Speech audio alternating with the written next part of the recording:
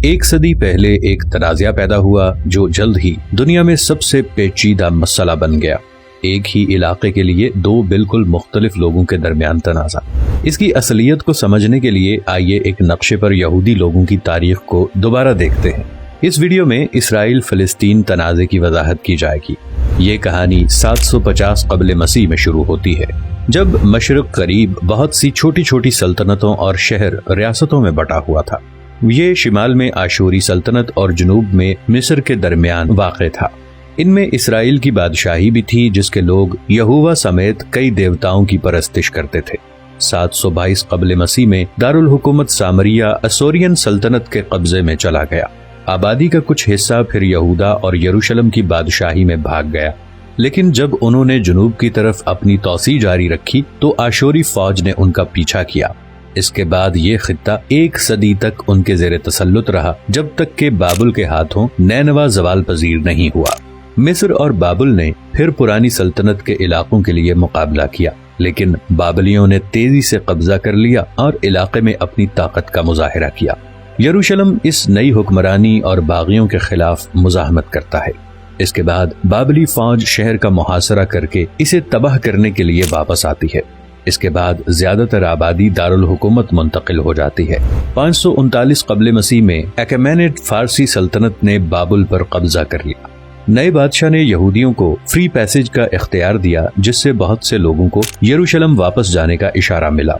इसके बाद उन्होंने शहर को दोबारा तामीर किया और हैकले सुलेमानी की तामीर और तौरात लिखकर यहूदी सकाफत की बुनियादों को मुनज़्ज़म किया। 334 क़ब्ल मसीह में मकदूनिया का नौजवान बादशाह सिकंदर आज़म मालूम दुनिया को फतह करने के लिए अपनी फौज के साथ निकला। सिर्फ 10 सालों में उसने एक बहुत बड़ा इलाका इकट्ठा किया और बहुत से शहर बनाए, लेकिन फतह के बाद सिर्फ 32 साल की उम्र में, जबकि बाबुल में हुक्मरानी करने की उम्र थी, वो अपना वारिस छोड़े बगैर मर गया। इसके बाद सल्तनत को उसके जर्नैलों ने मुख्तलिफ हेलेनिक सल्तनतों में तकसीम कर दिया। यहूदिया बतलेमा खानदान के ज़ेरे तसल्लुत आ गया। एक यहूदी कम्युनिटी सिकंदरिया के नए शहर में आबाद हुई और तौरात का यूनानी में तर्जुमा किया गया। सैलसिड खानदान के खिलाफ जंग के बाद हेलेनिक और यहूदी सकाफत ने इस मकाम तक रसाई हासिल की। इस दौर में यरूशलेम में हैकले सुलेमानी की एक कुर्बानगाह ज़्यूस की इबादत के लिए वक्फ थी। एक रिवायत पसंद एंटी हेलेनिक यहूदी मलेशिया मुनज़्ज़म हुआ और 164 क़ब्ल मसीह में यरूशलेम का कंट्रोल संभाल लिया। यहाँ हैकल को बहाल किया गया और यहूदिया की बादशाही आज़ाद हो गई। एक सदी बाद इस इलाके को रूमी फौज ने फतह कर लिया। यहूदियों ने नई हुकूमत के खिलाफ 2 बड़ी बगावतें की, जिन्हें पुरतशद्दुद तरीके से कुचल दिया गया था। 66 क़ब्ल मसीह में पहली बगावत ने यरूशलेम के मुहासरे को उकसाया, जिसके बाद इसके टेम्पल को तबाह कर दिया गया। यहाँ 4 दीवारी की वाहिद दीवार जो बच गई थी, वो दीवारे गिरिया के नाम से मशहूर हुई।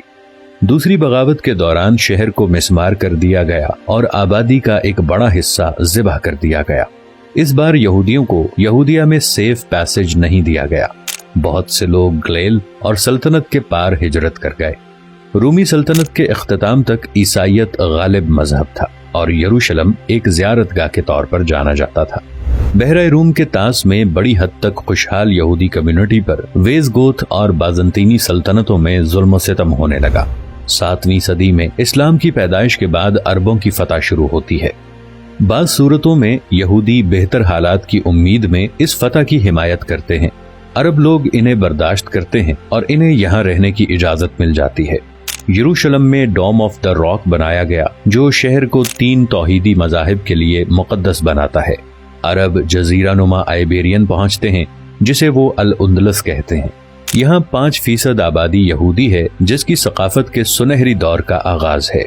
इसी दौरान यूरोप में यहूदियों को न सिर्फ ऐसे लोगों के तौर पर बर्दाश्त किया जाता है जिन्होंने मसीह से पहले के ज़माने का मुशाहिदा किया, बल्कि कैथोलिक और मुसलमानों के दरमियान वाहिद ताजिर के तौर पर भी उन्हें जाना जाता है।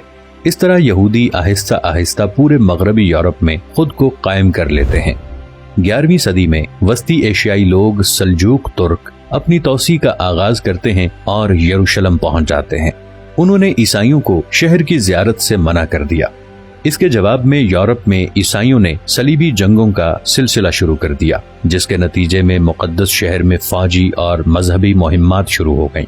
راستے میں انہوں نے یہودی برادریوں کا قتل عام کیا جن کو وہ اب فیصلہ کن طور پر وہ لوگ سمجھتے ہیں جنہوں نے یسوع مسیح کو قتل کیا۔ 1347 میں کیفا سے جانویز تجارتی کشتیوں کی وجہ سے بیماری بلیک ڈیتھ پھیلی۔ 5 سالوں میں بیماری نے یورپ میں تباہی مچا دی اور اس کی تقریباً نصف آبادی ہلاک ہو گئی۔ ایک افواہ پھیلی جس میں یہودیوں پر کنووں کو زہر آلود کرنے کا الزام لگایا گیا، جس کے نتیجے میں بنیادی طور پر رائن اور رون کے علاقے کے ساتھ ساتھ ان پہ ظلم و ستم ہوا اور انہیں وہاں سے نکال دیا گیا۔ اسپین میں روکنکویسٹا ختم ہوتا ہے۔ کیتھولک بادشاہ یہودیوں کو الٹیمیٹم دیتے ہیں کہ یا تو وہ کنورٹ ہو جائیں یا یہ جگہ چھوڑ جائیں۔ ان کی اکثریت وہاں سے ہجرت کا انتخاب کرتی ہے۔ بحیرہ روم کے ساحل کے ساتھ وہ آباد ہوتے ہیں جو کہ سلطنت عثمانیہ کے طور پر جانی جاتی ہے اور یہاں ان کا استقبال کیا جاتا ہے۔ پولینڈ لتھوینیا دولت مشترکہ مغربی یورپ کے یہودیوں کی پناہ گاہ بن گئی۔ سازگار ہجرت کی پالیسیوں کی وجہ سے 17ویں صدی میں یہ خطہ 3 لاکھ سے زیادہ یعنی دنیا کے آدھے یہودیوں کی میزبانی کر رہا تھا، لیکن 1648 میں کوسیکس یوکرینی کسانوں کی بغاوت سے سب کچھ بدل گیا۔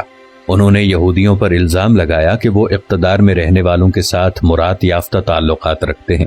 اس واقعے میں 1 لاکھ سے زیادہ یہودی مارے گئے یا علاقے سے فرار ہو گئے۔ اس واقعے سے پولش لتھویانی دولت مشترکہ کمزور ہو گئی۔ ہمسایہ طاقتوں نے چاروں طرف سے اس کا محاصرہ کر لیا۔ 150 سال میں یہ خطہ بہت سی تراش خراش کا شکار ہوا۔ یہودی برادری تقسیم ہو گئی اور ان میں سے 9 لاکھ روسی سلطنت میں چلے گئے جہاں ان کا استقبال نہیں کیا گیا۔ یہ تیزی سے حملوں کا نشانہ بنے جسے پوگروم کہا جاتا ہے۔ یہ ایک روسی اصطلاح ہے جس کا مطلب ہے تباہی۔ حکام کی جانب سے رد عمل کی کمی کے پیش نظر یہ حملے زیادہ بار بار اور جان لیوا ہو جاتے ہیں۔ اس کے بعد یہودی امریکہ اور مغربی یورپ کی طرف ہجرت کر گئے جہاں ان دنوں معیار زندگی کافی بہتر تھا۔